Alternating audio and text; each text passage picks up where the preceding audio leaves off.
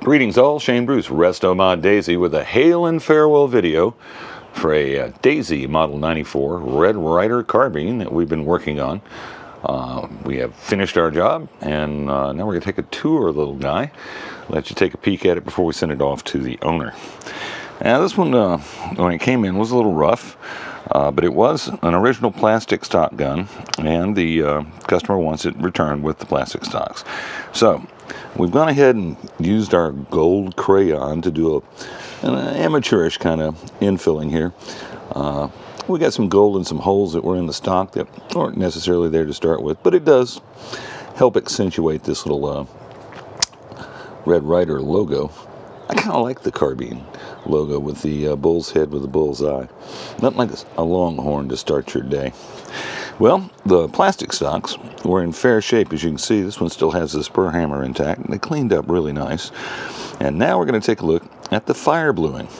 This is the right side of the receiver, which is in pretty good shape. We've replaced the original Latigo loop with a current production Latigo loop. So it's just basically a plastic anchor pinned to the side of the frame there. Doesn't go all the way through. It contributes to the look, but it's not really a carry point per se. And we've gotten the original slot tip screws in. We've got the appropriate washers behind them. The 3-star lever has been polished. It looks a little bit nicer and a little cleaner. Helps accentuate the silver trigger and, of course, the spur hammer. Let's travel on down to the roll stamp. As you can recall, when we did our other two videos in this gun, you couldn't read this. At least I couldn't read it in the screen. Now it's plainly visible. Plymouth, Michigan. Red Ryder, number 94, Red Ryder Carbine. Licensed by Steven Schlesinger, New York. So, Plymouth, Michigan, got a nice piece. And then we'll travel down the barrel. It was a bit rugged. It looks much better now. And we've got the front sight, the hook front sight, and we've polished the bottle cap so that it matches the finish on the rest of the gun. Now, let's flip it over and take a look at the back side. That's where all the damage was. Okay, so now we see that, yep, it's still got that original, not the original pin, but the pin that's in the gun is the pin that's in the gun. I took a look at replacing that and decided it wasn't going to be worth the destruction that I'd have to do to get it out of there. And then, as you recall, there was a tremendous amount of filings and scrapings going on back here. We got that reduced for some draw file work, some judicious sandpaper, and of course the fire blue process itself involves a lot of wire wheel work.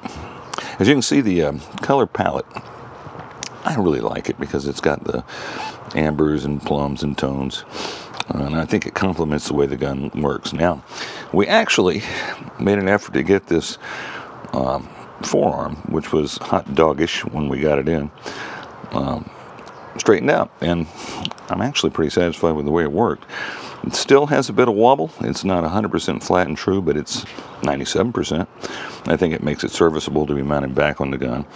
And I was able to find a metal barrel band that was a Daisy factory blue, and you can see that the factory blue from Daisy and fire blue are pretty close. I mean, a distinguishing palette or a distinguishing eyeball would see the differences, but by and large, they mate pretty well. So, little gun is finished up. Internal mods were minimal. We're using the factory mainspring in this gun. We're using the factory shot tube in this gun because I don't have a Model 25 shot tube to kit up with it because of the supply shortages from Daisy. They say September, August, maybe there'll be some more Model 25 shot tubes in the United States. Maybe not. Maybe the Chinese are using them for something else. I don't know. But internal mods on this gun were basically just replacing the factory air tube with a 764 overbore air tube and a new seal set, and the gun is running right at 304, 305 with the factory shot tube. Pretty damn zippy for a Plymouth, Michigan Model 94. Yep, that's all we've got to show you today, kids. It's getting ready to get in the box and head back home to the owner. This is Shane Bruce with Resto Mod Daisy signing off.